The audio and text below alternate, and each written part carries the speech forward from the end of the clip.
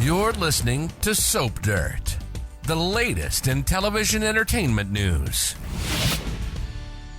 Hi, General Hospital fans. I've got your 2-week spoilers for January 13th through the 24th. Looks like it is Isaiah to the rescue, and Sasha may confess her secret to somebody very important to her. It's Belinda from Soap Dirt. If you're not subscribed, please click that button. Let's dive into the action. Monday, January 13th. Lulu is very angry at Dante for following her to Prague when she was trying to get Charlotte back. And if she thinks she is going to find a shoulder to cry on about this from her mom, Laura, she is wrong, because Laura is going to tell Lulu that yes, Dante did the right thing going after her despite her anger. Cody Bell needs to talk to Brad, and he is also talking to Tracy about investing some of that hush money that he got from Drew, and she thinks he's about to make a bad investment and tells him not to do it. Tracy spends some time with Stella talking about all the big things going on, Drew and Willow and Michael and all that.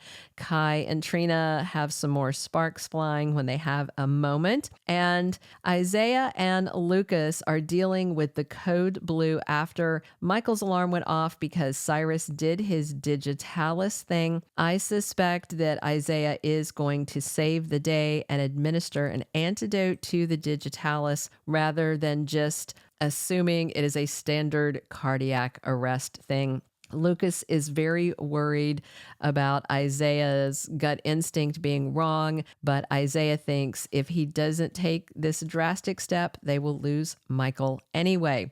So Willow came in on Friday, and it resumes on Monday that she tells Portia, "That's my husband. I will be making the decisions about Michael," right after Carly was talking about long-term care facilities, and Carly blows up at Willow and warns her she better not test her, but I think Willow is going to give as good as she gets. Meanwhile, Nina pulls Sonny aside and persuades him to compromise and just lets him know and just reminds him how bad it's going to be on Michael and Willow's children to not have either parent. And I think she's going to get him to listen, because Sonny knows from Michael's own mouth right before he blew up in this firebomb and got set on fire that Michael did want the kids to have shared custody, and he did not want Willow out of their lives. And remember, Carly went behind everybody's back and did this. This was something she and Diane cooked up, and I think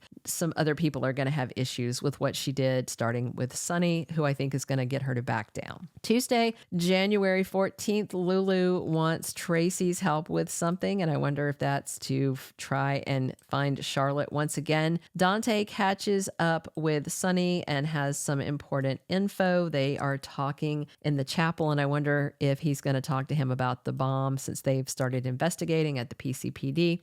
And Lucky also has some info, and he shares it, and I'm guessing it is with Liz, and I wonder if it is that there was another digitalis incident when Liz was nowhere near the hospital, which is terrible for Michael, but good for Liz because she has a clear-cut alibi.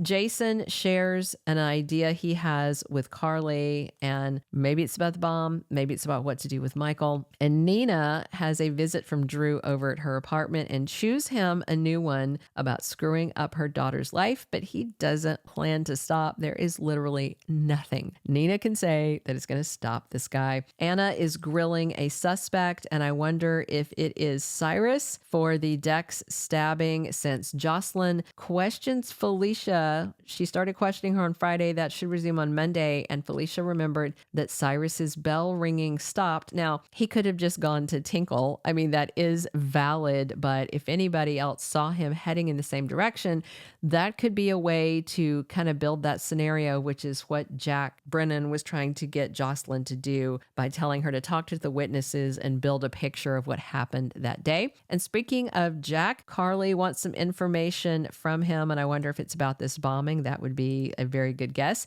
And Tracy tries to convince Jason of something, probably about Drew, maybe about Michael, but probably about Drew. She really wants the guy gone. And Trina Trina gets to meet Emma Drake. I'm guessing Joss introduces them. That should be pretty interesting. And Drew shuts down Alexis, which sounds like it might be a conversation about Scout.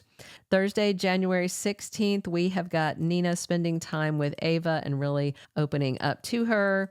I'm sure the topic of conversation, as always, is going to be Drew and Willow with an update about what's going on with Michael. Speaking of Willow, she sits down and confides in Harrison Chase, and I wonder if she's going to talk to him about Jocelyn saying that she's, a skeevy cheater. I wonder if Chase will... If he'll be nice. I think he will be. I don't know, because he is pretty on fire about the Drew and Willow thing. Tracy finds herself impressed by Kai as they get more time together. And Carly and Tracy have a nasty showdown. And I'm sure it's about Michael and about Carly deciding that a mobster should be his dad instead of AJ Quartermaine. And Cody and Dante spend some time talking about the past. And of course, we're tiptoeing into this retcon about BLQ having that baby. They went up for adoption, and that's going to come to the forefront soon. Friday, January 17th, Lulu is arguing with Brooklyn because, of course, she is. And Willow is making an important decision. Not clear if it's about Michael, about Drew, about both. And speaking of Drew, he gets his butt chewed by Jordan, who is completely unimpressed with him and doesn't want to be, congenial with him anymore. I think she's going to be professional but distant because she is disgusted by everything he has done. And Ava is a woman on a mission, while Tracy winds up in trouble as the first week ends. Going into the second week, which is January 20th through the 24th, Ava is not going to give up on getting back at least some of her divorce settlement, but it just seems this point like a lost cause, and maybe she should redirect her attention, because with this bombing at Sonny's place and Michael being so grievously injured, if Rick takes this information into custody court, it might shut down the case, because what judge is going to go, oh, okay, let's give full custody to the guy whose son just got blown up from this mob attack gone wrong. Drew and Willow are increasingly the most hated people in Port Charles, and things get worse as we head towards the end of January. Willow being, running off with Drew while Michael was getting bombed and burned is very bad optics, and the Quartermaines are all riled up and they want Drew out of the family. Sonny and Carly continue to grieve the end of Michael's life as he knew it. He is alive by all accounts, but he's certainly not alive and well, and it's all down to mob violence. Wouldn't it be interesting if Sonny actually was able to get out? The problem is, pretty sure that Sidwell did that bombing, and I don't think he's going to just sign Sonny up for a nice cushy retirement program with a 401k. Lulu continues to rail at people in frustration, including Dante and BLQ, as her anger grows at not being able to bring Charlotte home. And Nina is increasingly desperate to get Drew out of Willow's life, and she soon takes a drastic step, but it probably won't work out like she wants. Sasha is reeling over the news that her baby daddy Michael is in such dire shape, and I wonder if she will finally come clean to Maxie or Felicia that Michael is the father of her unborn child now that he's out of the picture and off in long-term care and his marriage to Willow is over. Maybe that'll change things, maybe not. Look for more revelations about BLQ and the baby that she gave up. And Cyrus may be on the PCPD's radar for Dex's stabbing, but I don't know if it's enough to nail him for it. And I just wonder if Brennan will help Anna with the evidence she needs, because he could lock this case up for her with one little screenshot. Thank you for being a loyal listener. Follow us wherever you get your podcast, because you don't want to miss the next episode. Soap Dirt is on all the major podcast platforms, including Apple Podcast, Spotify, iHeartRadio, and more.